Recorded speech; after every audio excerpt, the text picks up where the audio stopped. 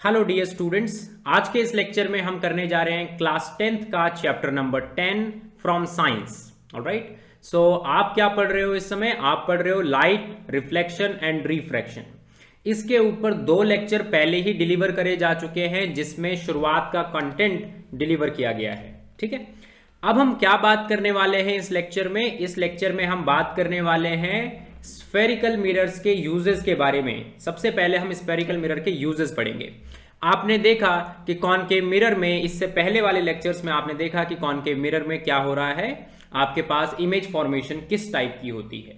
Right, तो आपने ये बात महसूस की होगी कि अगर आपका जो ऑब्जेक्ट है, if it is between pole of the mirror and focus of the mirror, then what can you say? That the image will be virtual and it will be large. Virtual का क्या meaning आप समझते हो? Virtual का meaning है कि आपके पास mirror के अंदर इमेज बनेगी। जैसे कि आपके पास प्लेन मिरर आपके घरों में सभी के पास होता है, तो वो सारी इमेज वर्चुअल है क्योंकि आप खड़े हो उसके सामने, तो इमेज मिरर के अंदर बन रही है। It means it is virtual. और अगर कहीं पर ऐसा हो जाए, जैसे कि आपने स्कूल्स में प्रोजेक्टर देखा होगा, तो प्रोजेक्टर, या फिर आपने कहीं पर बहुत पुरानी फिल्म्स में ऐसा होता था कि प्रोजेक्टर्स का यूज किया जाता था। एक वाइट सा पर्दा होता था और क्या करता था, वो जो प्रोजेक्टर है वो इमेज को उस पर्दे के ऊपर क्या करता था, क्रिएट करता था। तो इस टाइप की इमेजेस को कहा जाता है रियल।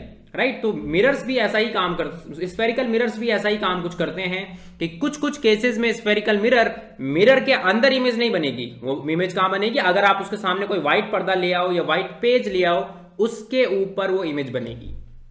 राइट, और आपने ये सीखा हुआ है कि कब कहां पर क्या होता है, मतलब कि ऑब्जेक्ट की पोजीशन क्या होनी चाहिए सच दैट वो इमेज जो है वो रियल बने। बट हालांकि हमारे लिए रियल इमेज बनाना इतना ज्यादा यूजफुल नहीं है। हमारे लिए ज्यादा यूजफुल कौन है? जो वो वर्चुअल इमेज बना रहा है।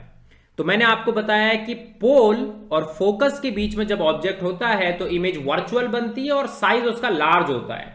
Now it means that you can use concave mirror for the purpose of magnification also.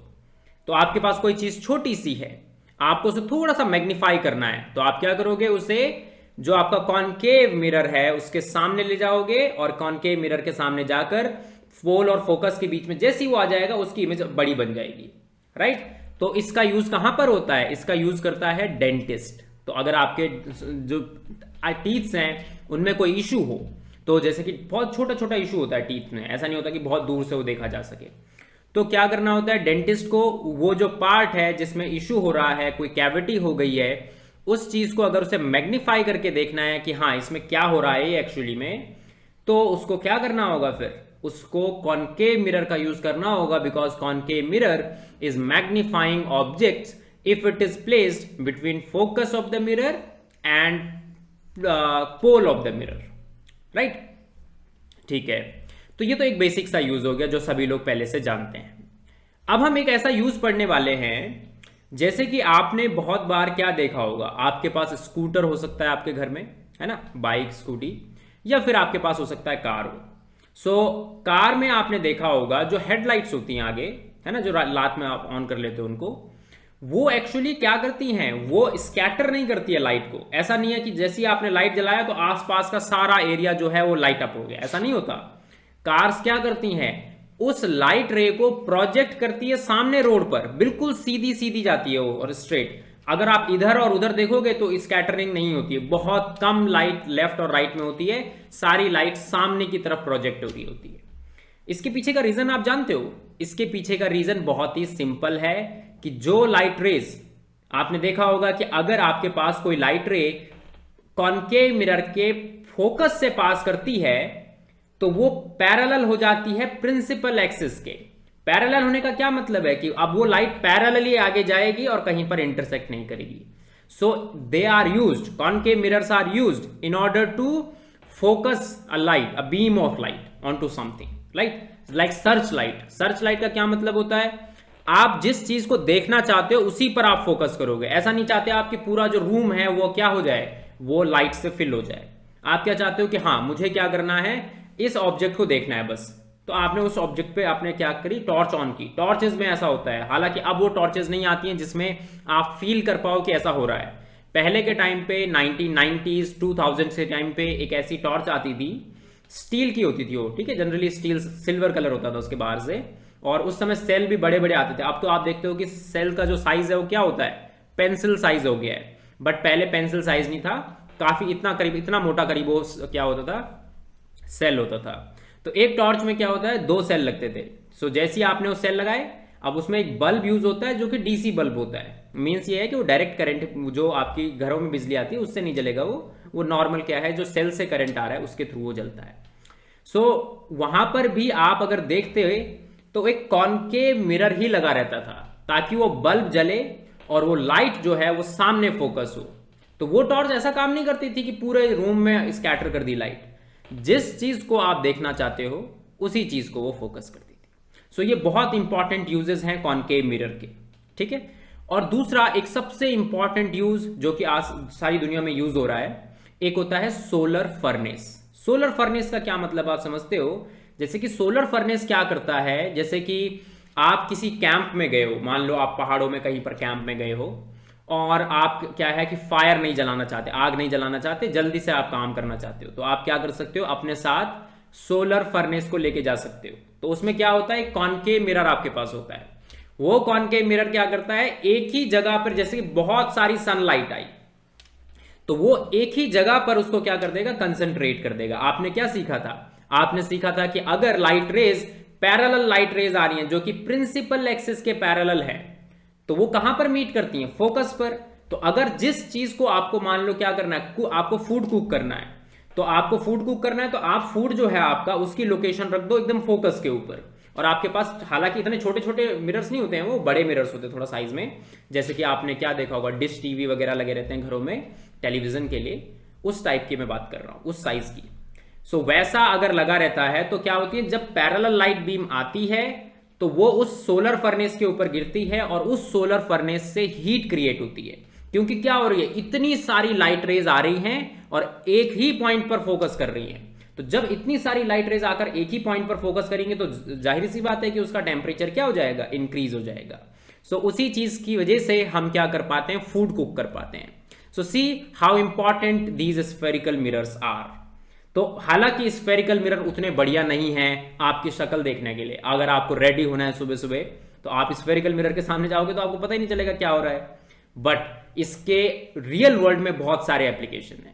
जो प्लेन मिरर है उसका बस मोस्टली आपने यही एप्लीकेशन देखा है कि आपको क्या करना है, अपने आप को देखना है। सुबह सुबह आप रेडी हो रहे हो तो अपने आप को, अगर आपको देखना है कि आप कैसे लग रहे हो, तो आपको मिरर का यूज करना पड़ेगा, वो भी प्लेन। बट स्फेरिकल मिरर का उसके अलावा बहुत सारे एप्लीकेशन है जो कि हम रियल लाइफ में बहुत जगह देखते हैं। तो एक बार क्या करते हैं, इन्हीं यूजेस को लिख लेते हैं एंड देन हम स्टार्ट करेंगे कि कॉन्वेक्स अगर आपके पास मिरर है तो उसमें किस तरीके की इमेज फॉर्मेशन होती है। सो स्टार्ट करते हैं। तो देखो एक एक करके मैंने 4 यूजेस यहां पर लिखे हैं कि concave mirrors are commonly used in torches, search lights and vehicle headlight, जो मैं आपको बता चुका हूं, to get powerful parallel beam of light. Because road में आपको दूर तक देखना होता है, ऐसा नहीं कि आपको अपने कार के आसपास देखना है, आपको दूर तक देखना होता है क्योंकि स्पीड से चल रही होती है car. They are often used as shaving mirror to see larger image of the face. तो क्या है कि शेविंग मिरर के रूप में भी इनको यूज किया जा सकता है अगर किसी को लार्ज इमेज देखनी है उसकी फेस की। The dentist use concave mirror to see large images of teeth of patient. तो पेशेंट अगर कोई है, मान लो उसके क्या है, जो टीथ है उसमें कुछ पेन हो रहा है, तो क्या, कहां पर वो पेन हो रहा है और क्यों हो रहा है, उस चीज को ले उसको थोड़ा सा मैग्नीफाई करके वो देखेगा उस टीथ में क्या इशू है। Large concave mirrors are used to concentrate sunlight to produce heat in solar furnaces, जो मैं आपको बता चुका हूं कि कुकिंग वगैरह के लिए यूज होता है। हालांकि मॉडर्न जो फैमिलीज हैं वो बहुत सारी क्या करती हैं, वो एक ऐसे एनर्जी सोर्स पर मूव करना चाह रही हैं जो कि रिलायबल हो, मतलब कि जो खत्म ना हो। जैसे कि आप क्या करते हो, आप घरों में फूड जो कुक करते हो उसके लिए आप सिलेंडर का यूज करते हो और उसमें क्या है, एलपीजी है ना, लिक्विड पेट्रोलियम गैस, तो एलपीजी का यूज होता है। अब एलपीजी क्या है कि भाई एक टाइम तक ही चलेगी, फिर खत्म हो जाएगी, फिर से आपको परचेज करना पड़ेगा। 800 900 इस तरह के प्राइसेस इस समय है करंट में।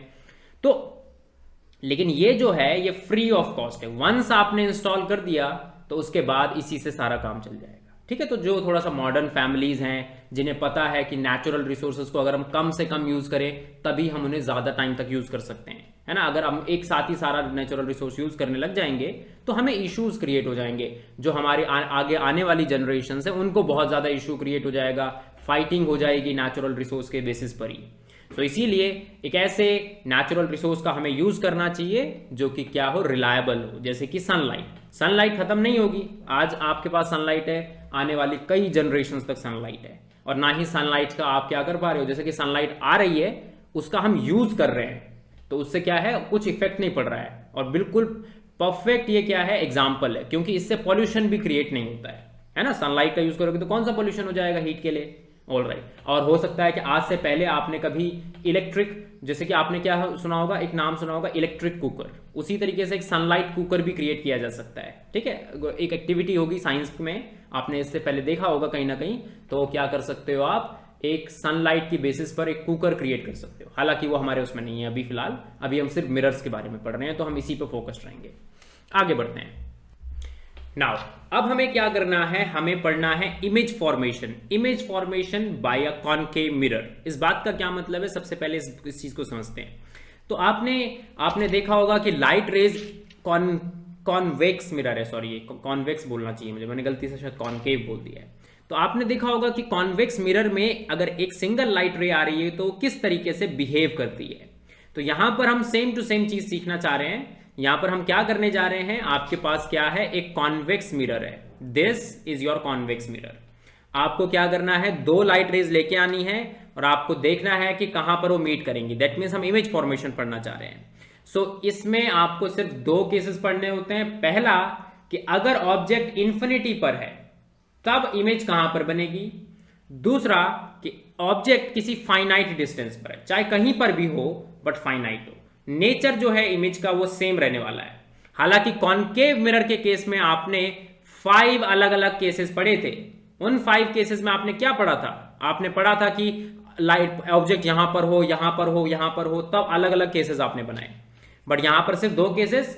पहला ऑब्जेक्ट इंफिनिटी पर है, दूसरा ऑब्जेक्ट फाइनाइट डिस्टेंस पर है, इंफिनिटी और पोल के बीच में कहीं पर है। ठीक है, तो स्टार्ट करते हैं। तो फर्स्ट केस हम लिखेंगे, फर्स्ट केस है image formation. Image formation when object is placed at infinity. तो इंफिनिटी पर ऑब्जेक्ट है तब किस टाइप का इमेज फॉर्मेशन हो रहा है। सेकंड हम केस पढ़ेंगे, image formation when object is placed between infinity and pole। तो मतलब क्या है, इस बात का मतलब ये होता है कि वो इमेज जो है आपकी, वो ऑब्जेक्ट जो है वो फाइनाइट डिस्टेंस पर है। ठीक है, अब इनफाइनाइट पर कोई ऑब्जेक्ट है, जनरली हम उसको कैसे रिप्रेजेंट करते हैं, इस तरीके से डबल एरो से आप उसको रिप्रेजेंट करोगे। इट मीन्स वो कहां पर है, इनफाइनाइट पर है। अब होगा क्या कि आपके पास कुछ लाइट रेज आएंगी। ठीक है, तो जैसे कि ये लाइट रेज आई इसके थ्रू, ये जो ऑब्जेक्ट इंफिनिटी पर रखा है इससे। सो सपोज ये फर्स्ट लाइट रे है। इसी तरीके से एक लाइट रे मैं यहां से भेज देता हूं। ठीक है, ये 2 लाइट रेज हो गई। फिर ये थर्ड लाइट रे आपकी है, फिर ये फोर्थ लाइट रे आपकी है। ठीक है, ऑल राइट, 1 सेकेंड, थोड़ा सा सीधी नहीं बनी, पैरेलल होनी चाहिए, क्योंकि इन्फिनिटी पर अगर कोई ऑब्जेक्ट है तो आपको ध्यान रखना है हमेशा आपकी लाइट रेज पैरेलल ही होनी चाहिए। ऑल राइट, ना होगा क्या कि ये जो है आपने नेचर पढ़ा है इसका, जब भी लाइट रेज पैरेलल आती हैं प्रिंसिपल एक्सिस के, this black colour line is actually principal axis, ये प्रिंसिपल एक्सिस आपकी है। तो क्या होगा, आपके पास इस तरीके से, 1 सेकेंड, थोड़ा सा इधर, ऑल राइट। नाउ ये जो है इस लाइट रे को थोड़ा सा देखो, ऐसा होगा कि इनको आप बैकवर्ड लेके आओगे। सो बैकवर्ड पर जहां पर ये मीट कर रही है, ठीक है। अब इसको थोड़ा सा मैं इस तरीके से डिफ्लेक्ट करता हूं ताकि वो हो पाए, ठीक है। ये है लाइट इस तरीके से और ये है इस तरीके से, ठीक है।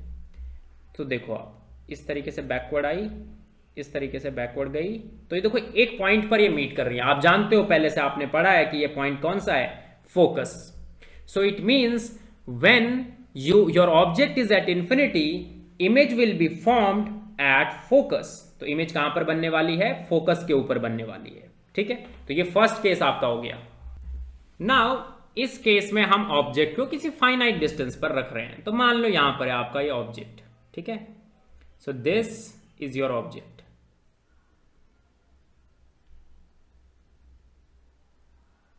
ठीक है। This is your object. Now आपके पास लाइट रेज कुछ आई, ठीक है। तो लाइट रेज मैंने पहली कंसीडर की, ये लाइट रेज को हम येलो कलर से कंसीडर कर रहे थे, तो ये लो।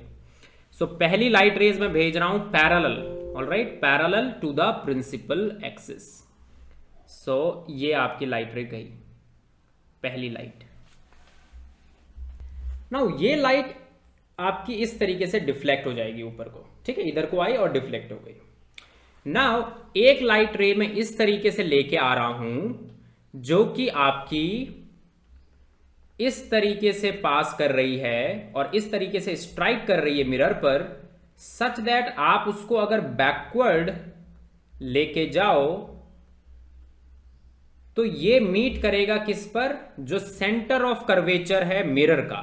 सेंटर ऑफ कर्वेचर आपके मिरर पर अगर है तो इट मींस ये जो लाइट है जिस डायरेक्शन से ये आई है उसी डायरेक्शन से रिवर्स कर जाएगी, ठीक है।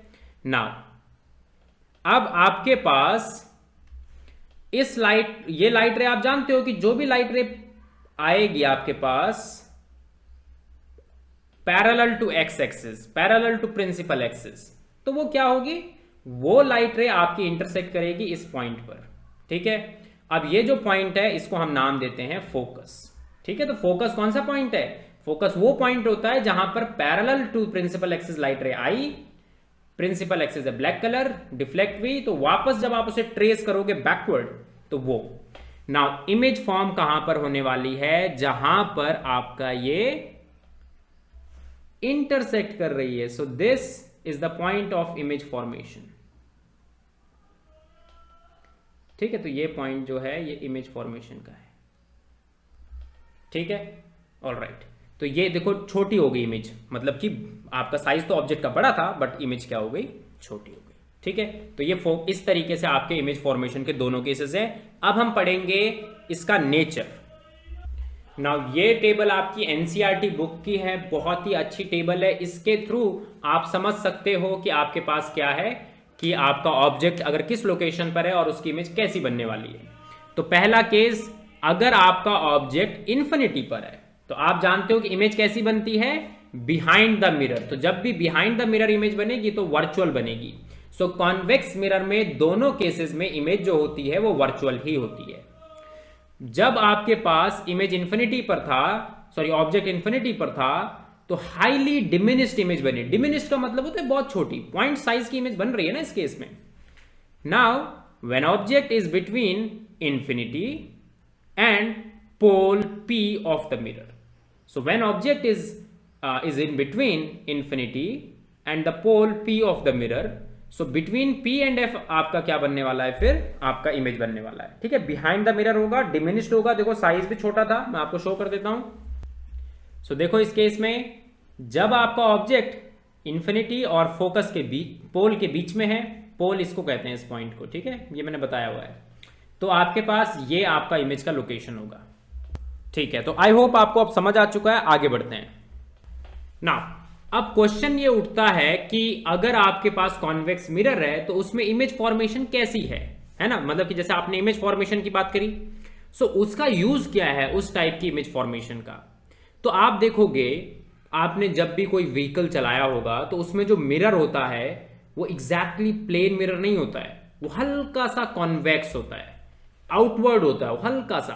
क्यों होता है ऐसा, क्योंकि आप जानते हो सबसे पहला कि इमेज हमेशा इरेक्ट बनती है। इरेक्ट का मतलब है बिल्कुल सीधी। अगर ऑब्जेक्ट ऐसा है तो इमेज भी ऐसी बनेगी, ऐसा नहीं कि डाउनवर्ड हो गई इमेज। कॉनकेव मिरर में इमेज उल्टी हो रही थी, बहुत केसेस में आपने देखा कि इमेज इरेक्ट नहीं थी। सो इट मीन्स सबसे पहला तो ये कि आपकी जैसा ऑब्जेक्ट है उसी उसी पोजीशन में इमेज बनेगी, हालांकि छोटी बनेगी बट उसी पोजीशन में बनेगी। सो क्या करता है कॉन्वेक्स मिरर? कॉन्वेक्स मिरर ये करता है कि अगर आपके पास बड़ा ऑब्जेक्ट है, भले उसको छोटा दिखा दे, तो क्या हो जाता है, उससे हमारे पास जो व्यू है वो बढ़ जाता है। जैसे कि आपने मिरर देखा, मिरर में जितना व्यू आ रहा है कि पीछे का ये हिस्सा, ये हिस्सा, ये हिस्सा, इस टाइप से कुछ व्यू आया मिरर में। बट वही सेम चीज अगर आप रिप्लेस कर दो कॉन्वेक्स मिरर का, कॉन्वेक्स मिरर रख दो, तो व्यू बहुत बड़ा आ जाएगा, इधर इधर सारा व्यू आ जाएगा उसमें। इसीलिए व्हीकल में कॉन्वेक्स मिरर यूज किया जाता है, क्योंकि व्हीकल्स के लिए वो क्या कर लेता है, लार्जर व्यू दे देता है। जब आपको अपनी टर्न करनी है, आपको कार, बाइक, मोटरसाइकिल कुछ भी आपको टर्न करनी है, तो क्या होगा, आपको पीछे देखना होगा कि यार कोई आ तो नहीं रहा है, कोई व्हीकल तो नहीं आ रहा है। तो उस केस में आपको क्या करना होगा, मिरर पर देखना होगा। तो मिरर क्या करेगा, आपके पीछे का जो लोकेशन है, पीछे की जो चीजें हैं, उनको भले ही छोटा कर देगा साइज में, बट वो ज्यादा बड़ा व्यू आपको दे देगा। आपको पीछे मिरर पे देखते ही पता चल जाएगा कि हाँ कोई भी नहीं आ रहा पीछे से, तो है ना, तो डायरेक्टली बड़ा व्यू है, दूर दूर तक कोई नहीं दिखाई दे रहा, तो दैट मीन्स आप टर्न कर सकते हो। सो सबसे इंपॉर्टेंट यूज इसका यही है, और मोस्टली ये यही इसी में काम में यूज होता है। तो बस हम इसको इतना ही रखेंगे। अब हम लिख लेते हैं इस उसको, यूजेस को। सो लिखा हुआ है यूजेस ऑफ कॉन्वेक्स मिरर में, convex mirror are commonly used as rear view wing mirror in vehicles. ठीक है, जो साइड में होते हैं। These mirror are fitted on the side of vehicle, enabling the driver to see traffic behind him her to facilitate safe driving। ठीक है, convex mirror are preferred because they always give an erect though diminished image। तो हमेशा सीधी image देता है और diminished देता है। also they have wider, तो वर्ड यूज किया जा रहा है wider field of view। तो कौन कौन सी इंपॉर्टेंट चीजें हैं, wider field of view। दूसरी कि हमेशा इमेज इरेक्ट बनेगी। ठीक है, सो इसी वजह से आपको क्या कर दिया जाता है, कॉन्वेक्स मिरर प्रेफर कराया जाता है जब आप क्या कर रहे हो, व्हीकल को आप चला रहे हो। अब हम क्या करेंगे, कुछ क्वेश्चंस करेंगे इसी के ऊपर। तो कुछ क्वेश्चंस हैं, जैसे कि पहला क्वेश्चन आपसे पूछा जा रहा है कि आपको डिफाइन करना है principal focus of a concave mirror. तो प्रिंसिपल फोकस एक ऐसा पॉइंट है आपकी प्रिंसिपल एक्सिस के ऊपर, सच दैट जो भी लाइट रे प्रिंसिपल एक्सिस के पैरेलल होगी, अगर वो फोकस से अगर वो पैरेलल होके आ रही है, तो रिफ्लेक्ट होने के बाद वो फोकस से ही पास करेगी। तो यही हम लिखेंगे। ठीक है, तो क्या लिखेंगे, फर्स्ट का आंसर नंबर 1। सो आंसर क्या है, सिंपली हमें डेफिनेशन देनी है कि प्रिंसिपल फोकस क्या है ऑफ कॉनकेव मिरर। तो डेफिनेशन बिल्कुल सिंपल है, consider a light ray which passes through which is parallel, ऐसा लिखना चाहिए, passes नहीं, which is parallel to principal axis। ठीक है, कंसीडर अ लाइट रे की जगह हम ऐसा कर लेते हैं कि हम 2 लाइट रेज लिख लेते हैं। Consider 2 light rays, 2 light rays, light rays which are parallel to principal axis। तो जो लाइट रेज प्रिंसिपल एक्सिस के पैरेलल हैं उनको आपने कंसीडर करना है। After reflection from the mirror, after reflection from the mirror, the point at which reflected rays will intersect is called the principal focus। principal focus, ए आएगा यहाँ पर, principal focus of concave mirror. ठीक है, सो आपने ये चीज देखी हुई है कि जैसे आपके पास क्या होता है, कॉनकेव मिरर है सपोज। ठीक है, नाउ अगर कोई लाइट रे पैरेलल आ रही है प्रिंसिपल एक्सिस के, तो ये लाइट रे आई, एक और लाइट रे आई, तो अब ये रिफ्लेक्ट होके जिस पॉइंट से पास करती हैं वही पॉइंट कहलाता है फोकस। इस पॉइंट को हम क्या नाम देते हैं, फोकस। ठीक है, ऑल राइट, ठीक है। सेकंड क्वेश्चन देखते हैं। सेकंड क्वेश्चन में बोला जा रहा है the radius of curvature of a spherical mirror is 20 centimetre, what is it's focal length. तो आपको बताया गया था कि रेडियस ऑफ कर्वेचर और फोकल लेंथ में एक रिलेशन होता है, उसी रिलेशन को हम लिखते हैं। सो ये है आंसर नंबर 2। क्या जानते हो आप, we know R is equal to twice of F, where F is the focal length। Focal length का मतलब होता है distance between pole and focus, and R क्या है, radius of curvature. R is radius of curvature. Radius of curvature क्या होता है, radius of curvature आपका एक ऐसा पॉइंट होता है प्रिंसिपल एक्सिस के ऊपर, सॉरी एक डिस्टेंस होती है जो कि आपके पास प्रिंसिपल एक्सिस पर कर्वेचर जो प्रेजेंट होता है उससे और पोल के बीच में होती है। सो अगर आप R is equal to 2F जानते हो, देन आप क्या कर सकते हो, आपको दिया जा रहा है कि रेडियस ऑफ कर्वेचर 20 सेंटीमीटर है, दैट मीन्स R की वैल्यू कितनी है, 20। So 2F is equal to 20, so F की वैल्यू कितनी आ गई, 10। सो फोकल लेंथ आपकी आ गई 10। ठीक है, ऑल राइट। थर्ड क्वेश्चन को देखेंगे, name a mirror that can give an erect and enlarged image of an object. ठीक है, आपको क्या पूछा जा रहा है कि एक ऐसे मिरर के बारे में आप बताओ जो कि एनलार्ज्ड इमेज आपको चाहिए, एनलार्ज्ड, और साथ साथ में इरेक्ट भी चाहिए। आप जानते हो कि आपके पास जो आपका कॉन्वेक्स मिरर होता है, कॉन्वेक्स मिरर तो आपका क्या करता है, इमेजेस को इरेक्ट तो रखता है, बट इशू क्या है, इशू ये है उसमें कि वो डिमिनिश कर देता है। 2 केसेस आपने पढ़े थे, वो डिमिनिश कर देते हैं। तो जो थर्ड प्रॉब्लम है उसका डायरेक्टली मैं यहीं पर आंसर लिख रहा हूं, कॉनकेव मिरर। तो कॉनकेव मिरर में आपने ऐसा देखा है कि जब आप प्रिंसिपल फोकस और पोल के बीच में ऑब्जेक्ट को रखते हो तो इमेज जो बनती है वो लार्ज बनती है और इरेक्ट बनती है।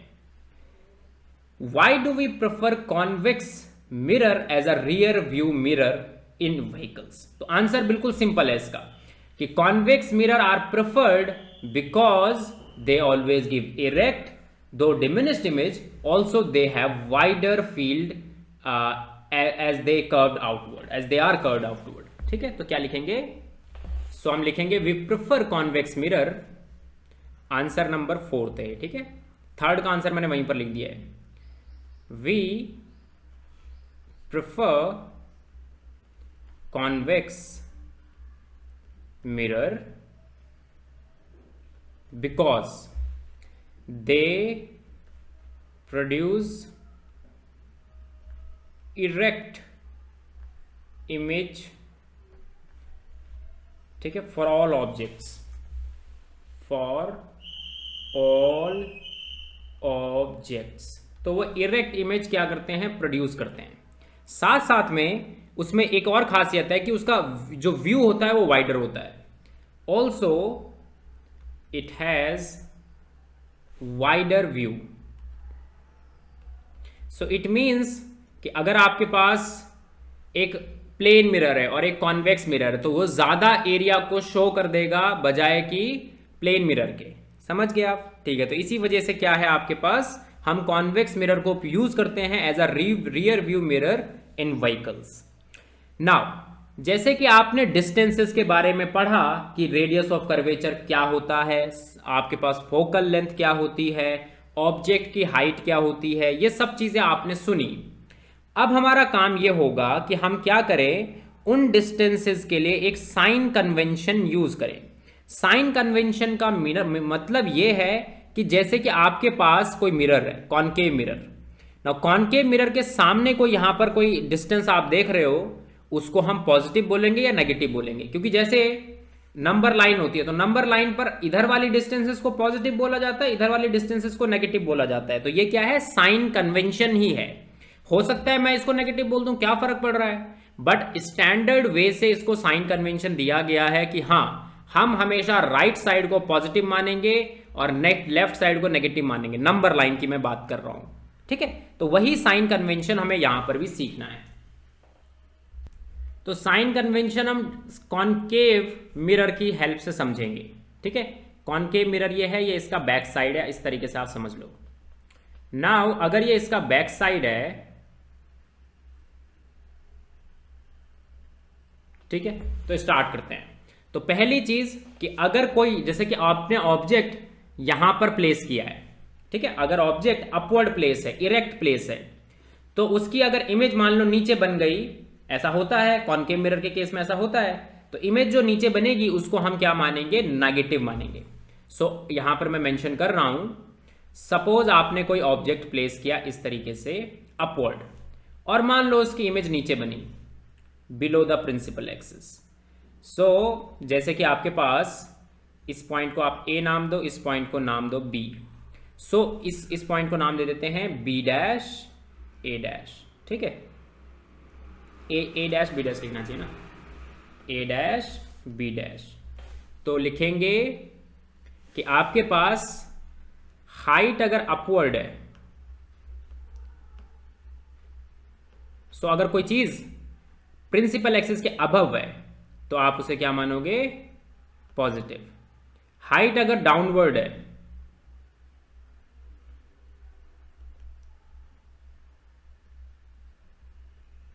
तो आप उसे मानोगे नेगेटिव। नाउ अगर डिस्टेंस लेफ्ट में है, डिस्टेंस टुवर्ड द लेफ्ट, ठीक है, डिस्टेंस टुवर्ड द लेफ्ट लिखा है जैसे, तो फॉर एग्जाम्पल आपने क्या किया, इसे मैं येलो कलर से बनाता हूं, ठीक है?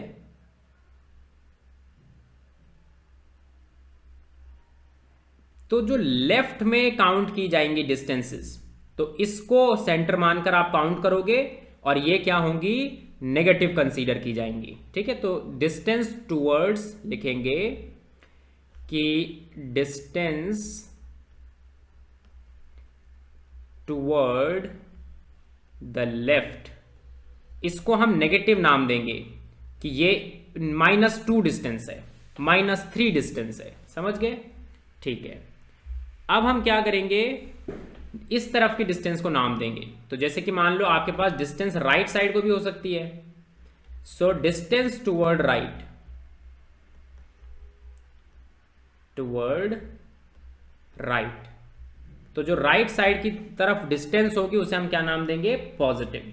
सो distance toward right will be considered as positive, ठीक है? All right. तो ये है बेसिक सा साइन कन्वेंशन जो कि आपको याद रखना है।